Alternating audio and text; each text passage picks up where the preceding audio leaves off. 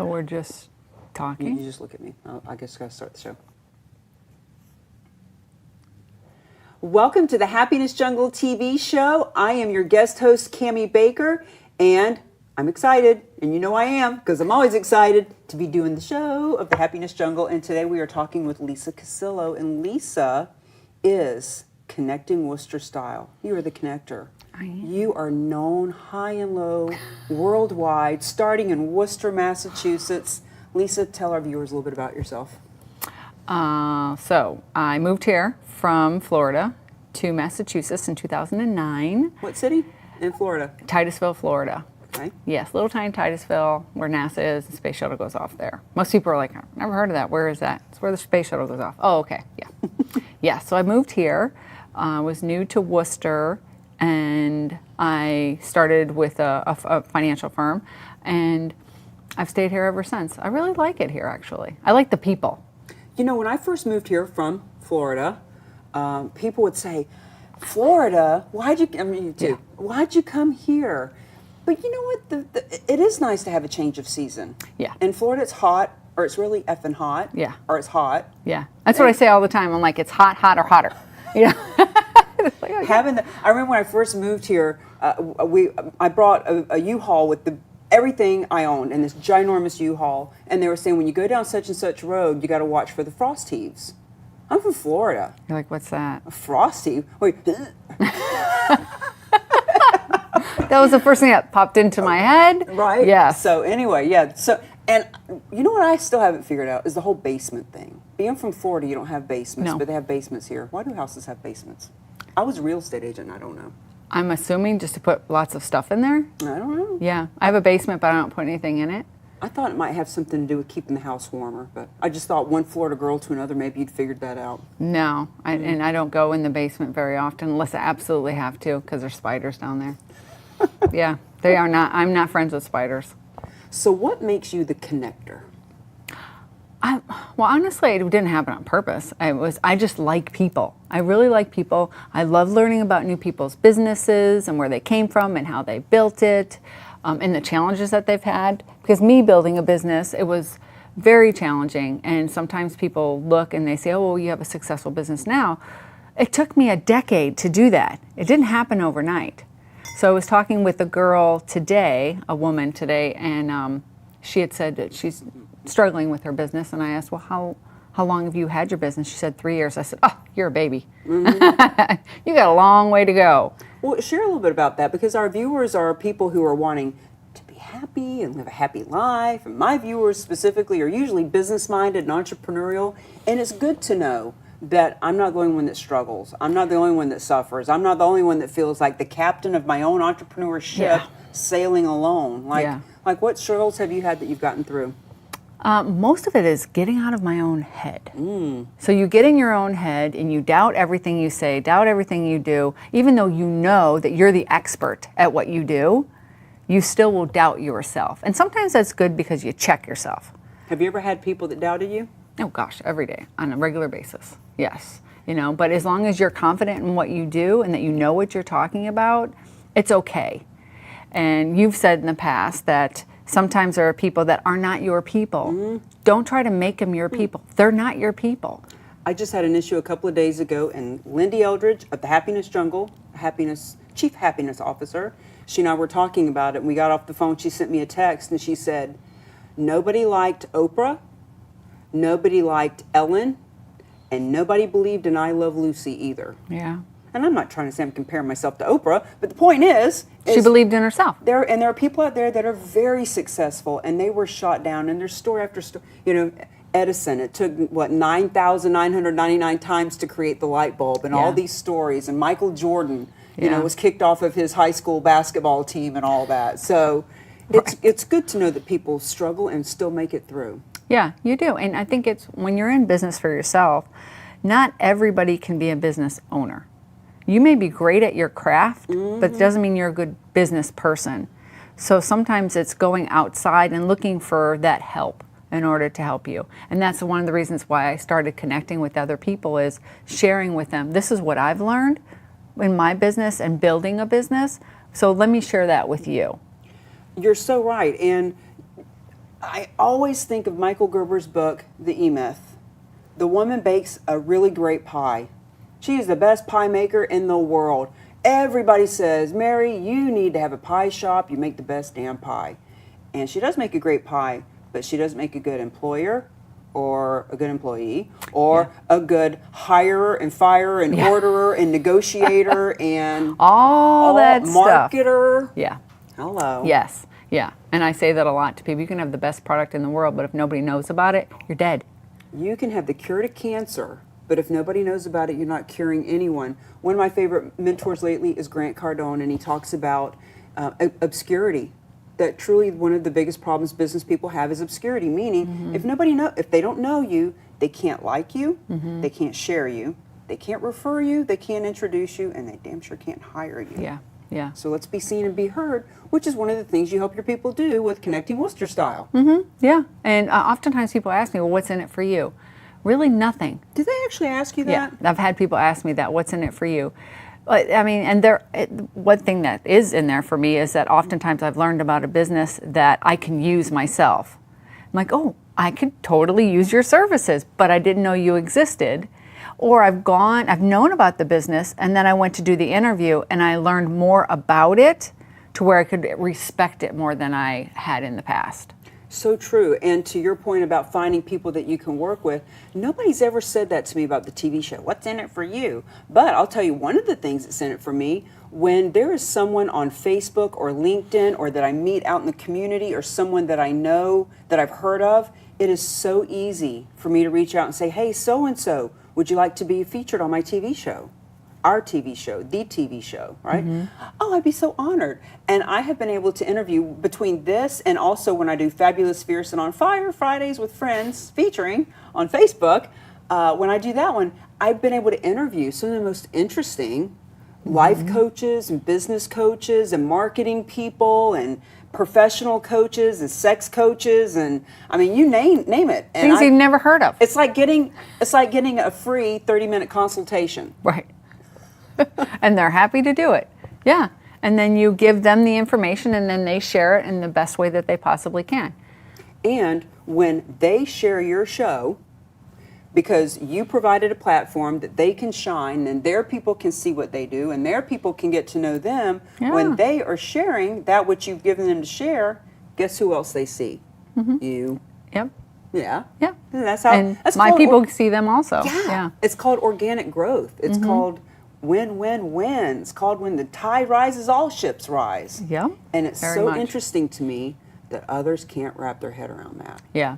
Yeah. And those people, then it's okay. It's just not them for them. Yeah. And that's all right. Just not your tribe. Yeah. So one of the things that you help people with is becoming better financially literate. You help people to understand, numbers and money and things like that. What are three key things, problems, issues that you see that people make with money and finance and all that kind of stuff that you can speak on? Don't spend more money than you make. It seems so simple. Right. I know Yes. that can be a problem. Yes. Yeah. What's more important, the companies that you're buying their stuff or your financial future? Right? So it's either you're important or they're important. And then the last one is you should be putting money away. I don't care how much money you make, you should be putting money away. I don't care if you're a waitress or if you're a CEO, you should be putting money away. Now, isn't that called pay yourself first? Yes. Yes. I've heard many stories about putting $10 a week away and how it adds up. Yeah. Those are the basics that have nothing to do with financial advising. Yeah. That's just life lessons. Yeah. Just do those things. Life lessons, yes. Note to self, don't spend more than you make. That would Yes, make sense. yes. And I know as entrepreneurs, I know I fall into personally the same issue that I've heard other people talk about, whereas an entrepreneur will get in a groove and will make a lot of money and then kind of, I got money in the bank. Yeah, I'm just going to redo my website. right. I think I'll do a little bit of copywriting over here. Oh, look, I need a new photo shoot. And they spend money on things that they don't really need. Yeah, exactly. They say, oh, I'm reinvesting it in my company. It's like, okay, but is that broke? Does that need to be fixed? Or you just want the new fancy thing? Yeah, like the new car. So I think too, as entrepreneurs, that people think that the more stuff we have, the more successful we are. That just means we have more debt. True that. That's all it means. That is so true. Yeah. It's so funny how people have a wrong assumption about things. I remember when I was younger, I wore glasses. I wore glasses from the time I was 3, and I went through a phase where wearing contacts or whatever. And I used to work in a bar, and I would wear my glasses. And people say, "Oh, that's so sexy. You look like a school teacher. You look so smart." And I always thought, glasses don't mean that you're educated. It means you can't see. Right? It means you're blind. Yeah. Like, maybe I don't even read. You don't know. People say that when I wear my glasses, "Oh, you look smart." I feel fat. When I wear my glasses, I don't know why, I feel fat. I went to a seminar, because I'm the seminar junkie queen, a couple of weeks ago. I Yes, went, you I are. love to learn. And this guy was talking about speaking in general and just different things and tricks and things that will help. He said that when people wear glasses, they make more money. People respect them more, they look more intelligent. If you're a beautiful woman like yourself, when you wear glasses, it kind of, I don't want to say dummies you down, or it doesn't dummy you down. It brings up it's something about it that's just kind of like, okay, I'm not that pretty.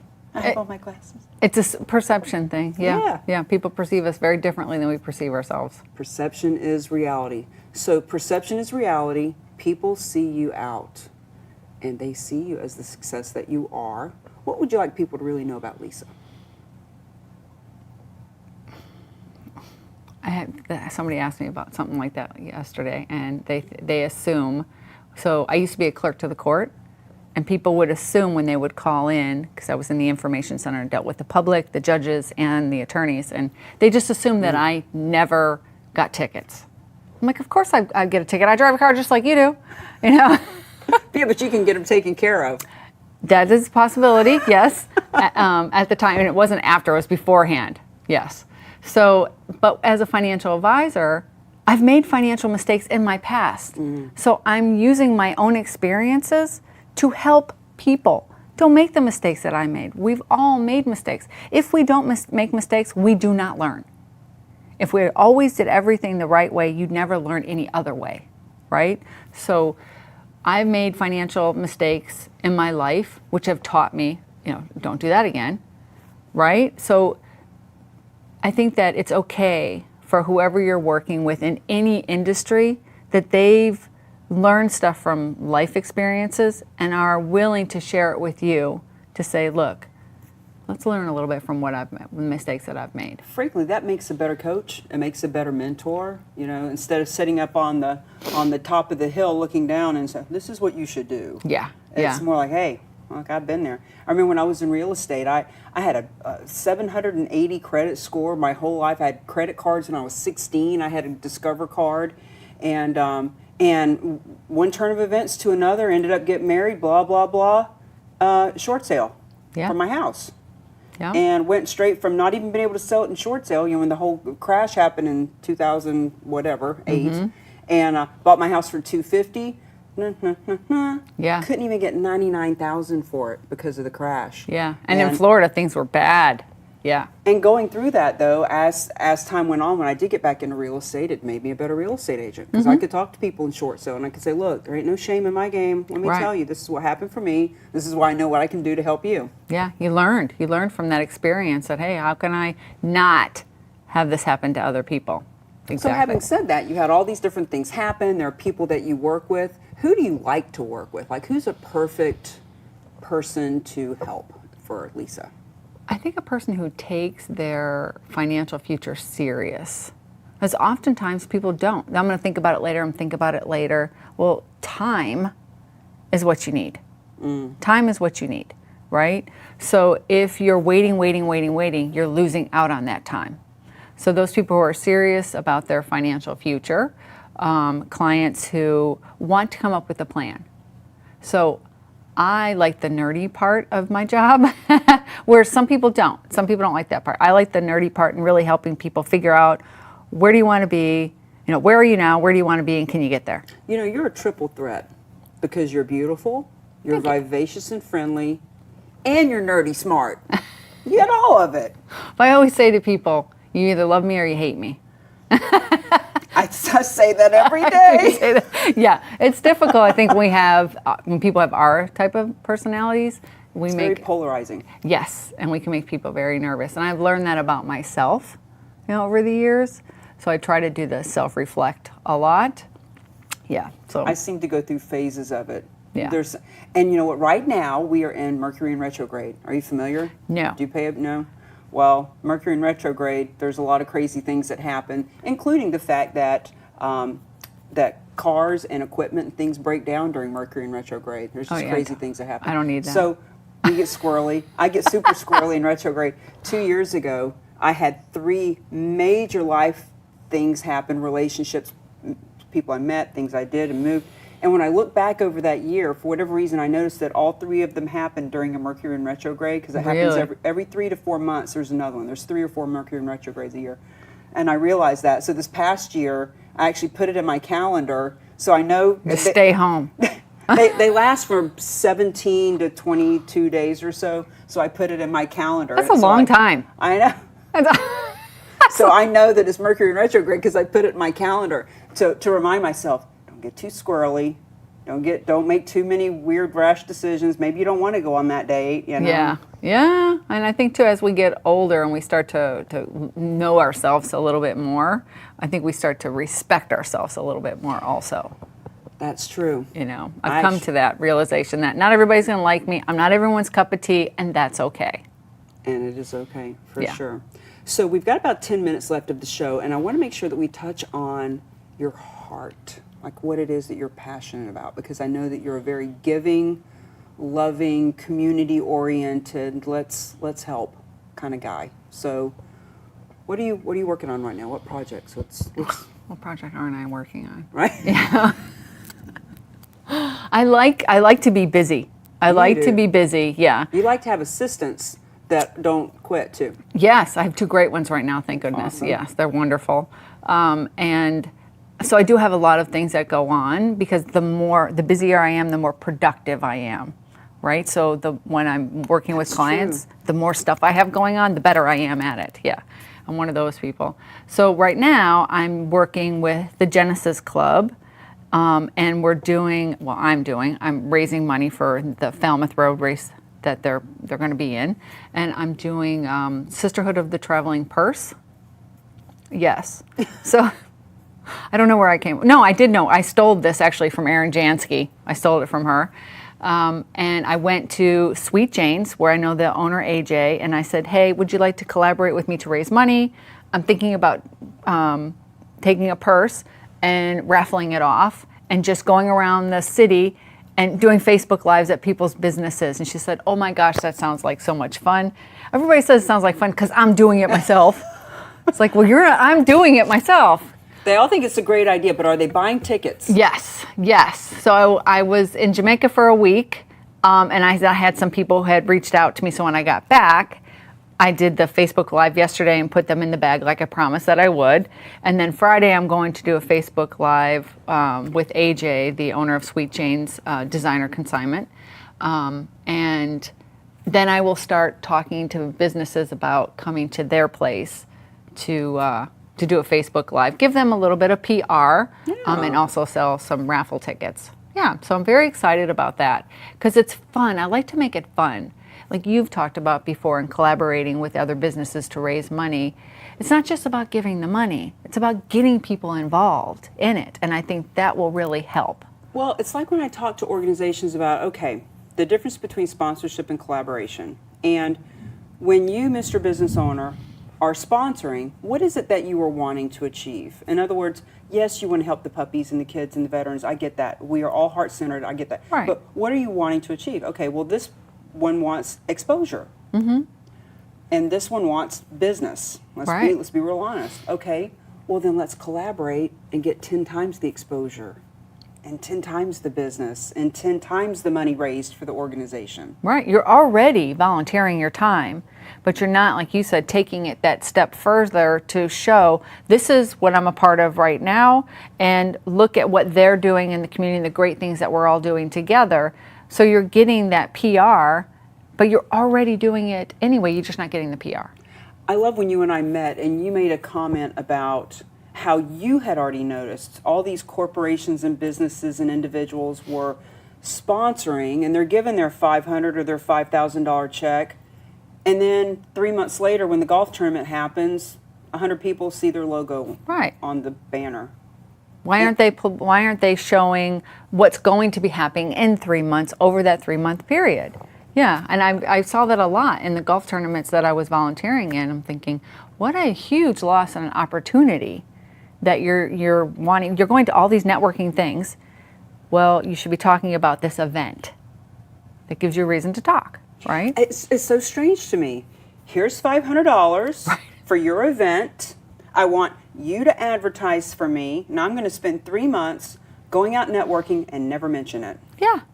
Never mentioning what we're doing or that it's a part of it. Or when that company or that organization is doing the event leading up to it, what are they doing? Mm-hmm. Are they saying, these people are the ones we're collaborating with? They're not. They're just going to a business and saying, do you want to sponsor us? You know what I'm finding is not everybody sees it that way. And a lot of people will nod their head, but they won't do anything. There's groups that I'm aware of that the leader will post something and tag 28 people on it, and nobody likes it, nobody comments, and nobody shares. But then you come to the collaboration meeting, the sponsor meeting. We want to help. Right. We want to be a part of this movement. We want people to see what we're doing. Yeah. We want to save everyone. Okay, well, how about if you make a comment, and share. I think that's the key right there. You've now given them an action, which is very important. We need action. And sometimes if we're given too much information, we freeze up. We're not exactly sure, okay, what do I do at this point? Yeah. And I know I can be like that too. And I was, when you and I first met, it was just so much. Yeah. You know, and you're also building a business, and I was interviewing new people and going through this big change. But then I shared that with you and said, look, it's too much right now coming at me. And you backed it up and said, all right, just do this one thing. Yeah. And that was like, Well, what I know is confused people do nothing. Very true. You know what I always think about? I go to Walmart and I need shampoo. And I go down the shampoo aisle and it's as far as the eye can see. Yes. And you start smelling and reading and pricing and smelling. And literally, I've done that for 20, 30 minutes and ended up just saying, you know what, I'm going to do this tomorrow. Like, I'll come back. Or you just grab one. Or you just grab one. Right. You end up grabbing Right. the first one 30 minutes ago. I end up buying 6 of them. I'm going to try them all. So confused people either do nothing or they make crazy decisions. Crazy decisions. That is true. I say that all the time. Part of my job is managing people's emotions so that during bad times they don't do bad things. Well, especially when you're dealing with money. You know, the 3 things that I've heard that people are most charged about, that they will spend the most money on, is creating wealth, creating health, and relationships. Cell phones. I'm amazed how much someone pays for a cell phone. I'm amazed how addicted we are to them. And so I was in California about 3 weeks ago. I'm in the Uber. I'm excited. I'm going to Venice Beach. We pull down the road. There's the big Venice Beach sign across the road, all the neon lights. Right. And the place I'm staying is literally right on the sand is at the door of this place. And I get my stuff and I get out and I go up the stairs. I got these big stairs to go up and I'm standing there and I'm signing myself in.